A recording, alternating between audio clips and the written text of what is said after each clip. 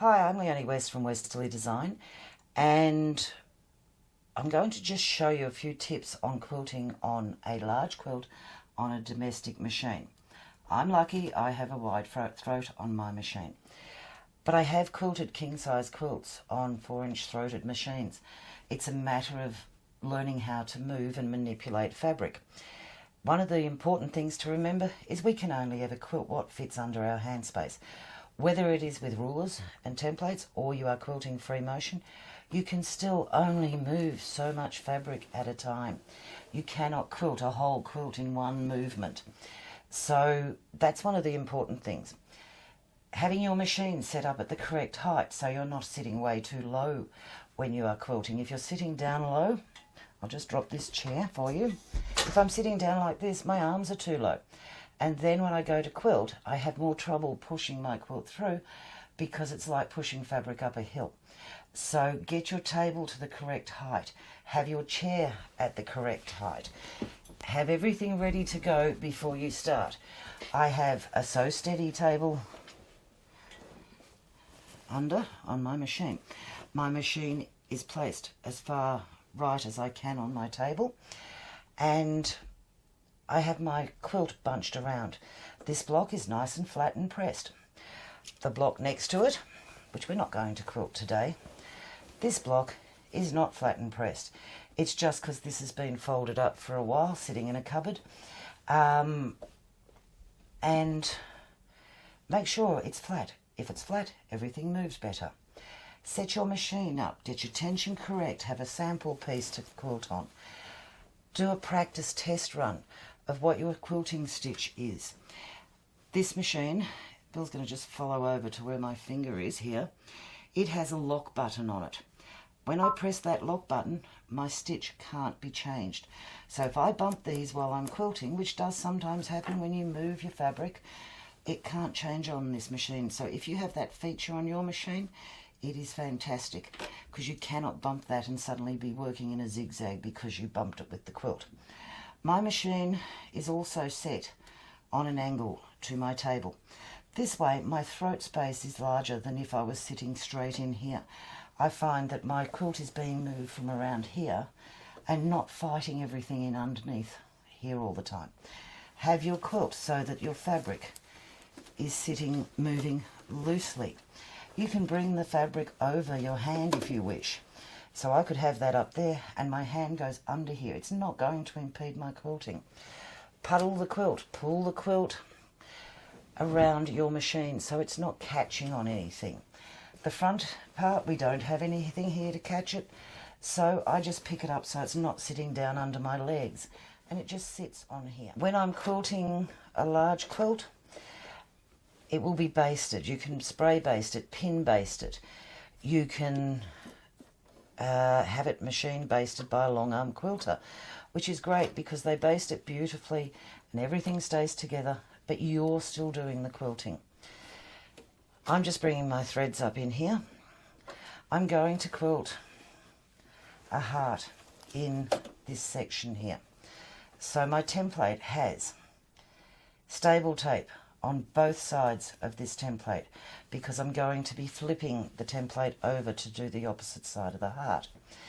We have been teaching for 3 years to learn to move your fabric. Don't moving the template in one direction. Don't try and turn it. If you try and turn it, you will end up fighting constantly because you don't want to be turning that fabric. At the moment, if you have a look here, I'm doing this deliberately. I've allowed my fabric to grip the front of the table. That's because I didn't pick it up and pull it at the front.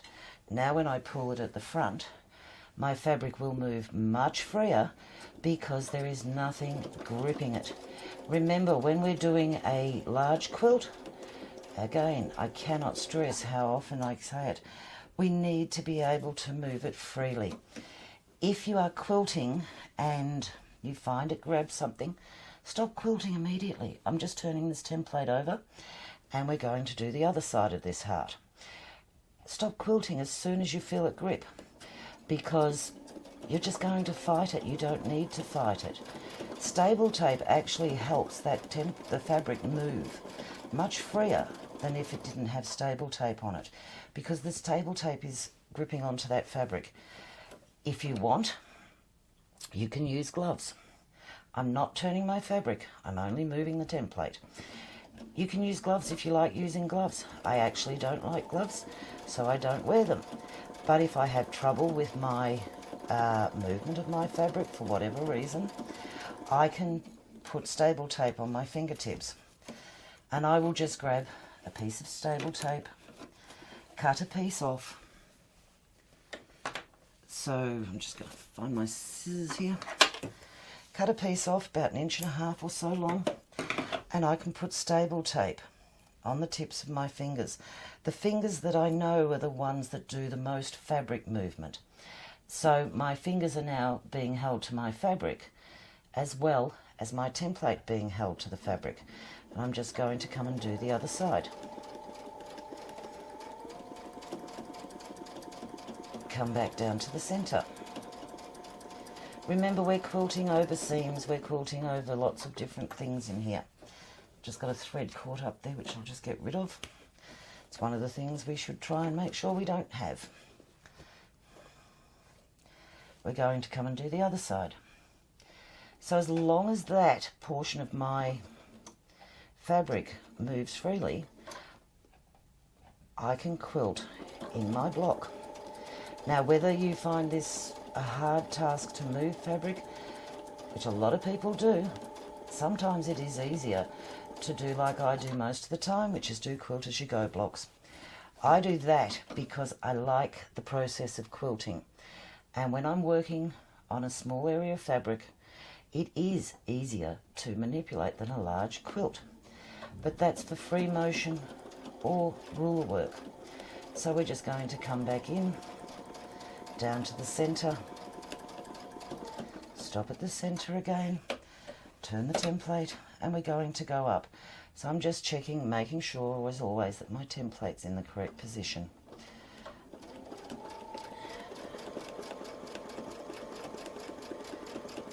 It shouldn't be a battle or a fight to quilt, but it is a skill that we learn. We didn't start out making our first patchwork quilt and having the perfect quilt with all the seams meeting perfectly, everything lined up exactly as it's supposed to be. That came after a number of quilts. So you can't expect to be doing free motion or ruler work and have that quilt be absolutely perfect the first time you do it. So we've done 4 of our hearts, and I'll put another one in here. If my fabric drops down in the front like it just did then, just pick it up and move it. I'm using this wrist to actually keep it there slightly. It's a matter of figuring out how to manipulate that fabric. And it's just moving it slowly, gently. We don't want to be battling with it, so don't try and do it all at once. This is a great little template because you just flip it over and you're going the opposite side. So I don't need to have a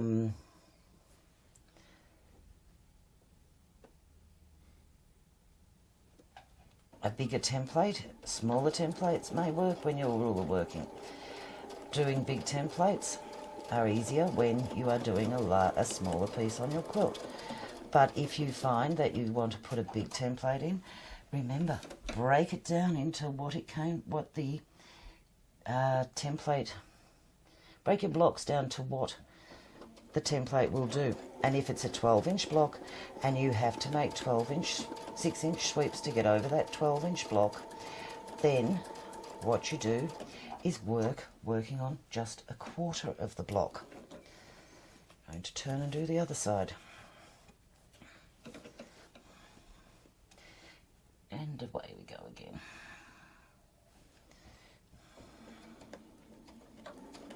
There's lots of tips to help you make this easier. The biggest thing to remember, have a table that's machine table that's the largest you can get. Pull the quilt. Don't try and scrunch it all up and have it scrunched under the foot. You need to make sure that when you're quilting, the area you are working in is smooth. You don't want to have it like the one I showed earlier with the block that is actually a messy block because it's been folded up. Make sure that your seams, before you even start quilting, get your seams as flat as you can. Spiral your intersections when you're making your blocks so you don't have great lumpy, bulky intersections in the quilt. And we've only got one more to go, and that's 8 little hearts going around this block. Often this piece I will move a few times while I'm quilting. There's just nothing to support it in front of me. So by just picking it up when I stop, giving it a little movement, I'm now having a quilt that's moving freely again. And that's what it's about.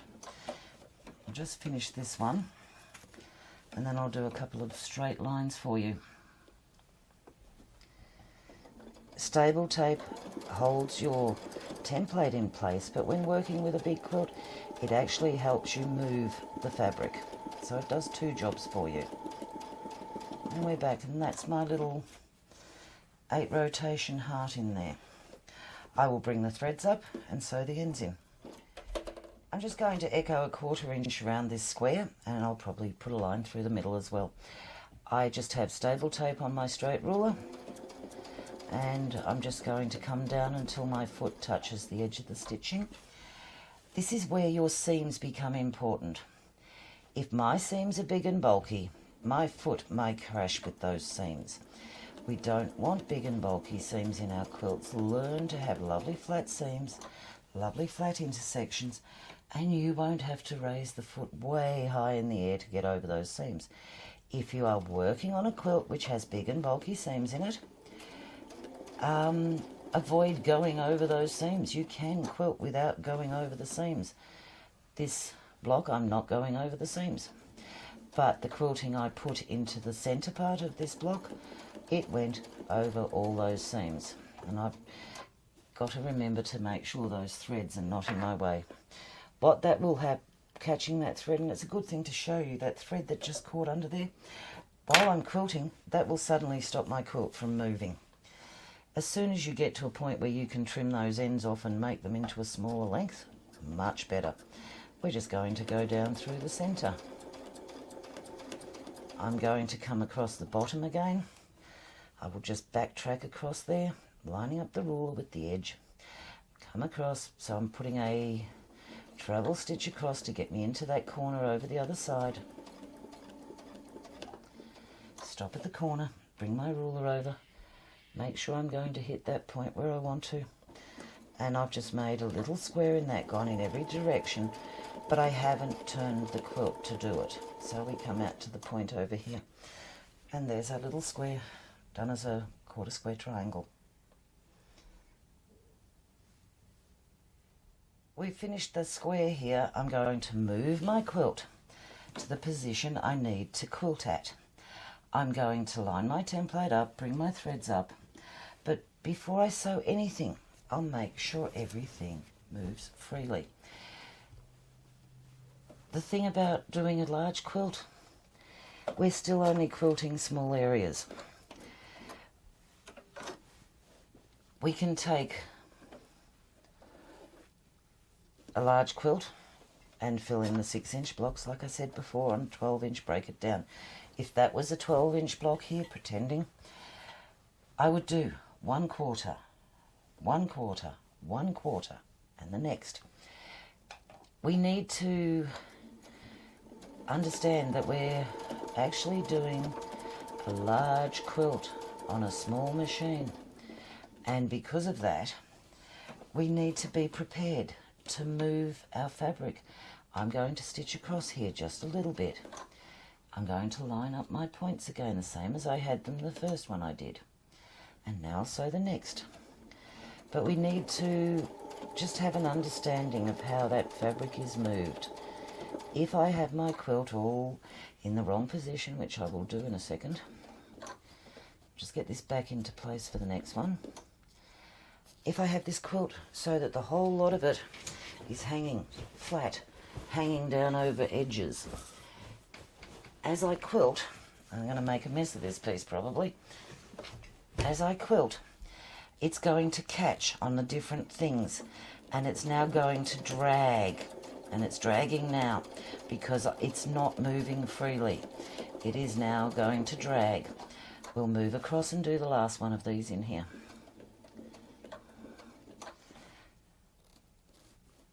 Just the corner over here catching. This corner over here is catching. The back has all the weight. You don't need a giant table. This table is only about, I think, 2 meters and not a meter wide. So it's not a great big table. But my quilt is being supported by the table. We're back to having my nice pulled around quilt, and now we move freely again. So I hope that helps any of you who are starting to do a large quilt as to how to move a quilt. Unfortunately, I do not have a pile of quilts waiting to be quilted, so I don't have a quilt with big blocks in it to show you. I tend to get my quilting done, finished, and I do not have a load of extra quilts hanging around waiting to be quilted. So this is the only quilt we did actually have here that was not quilted. But we're using small blocks, small templates. This is our arc ruler used to fill in here. This quilt was designed as a sampler quilt, and it will be quilted with each quilt block being quilted differently. Think about how you want to fill in the spaces, what you want to have come out of your quilt and show you.